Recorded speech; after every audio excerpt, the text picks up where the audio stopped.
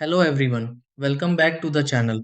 If your Bosch washing machine is displaying the E18 error code, chances are the appliance is having difficulty draining water properly.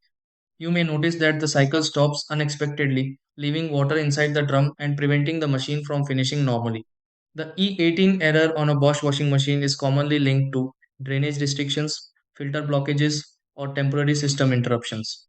Fortunately, many cases can be resolved with a few simple checks before calling for service.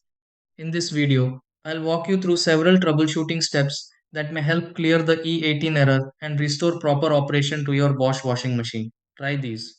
Step 1. Stop the current cycle on the Bosch washing machine and allow the water to settle. Step 2. Remove and clean the drain filter of the Bosch washing machine to eliminate trapped debris. Step 3. Inspect the drain hose connected to the Bosch washing machine for bends or obstructions. Step 4. Disconnect the Bosch washing machine from power to reset the control system. Step 5.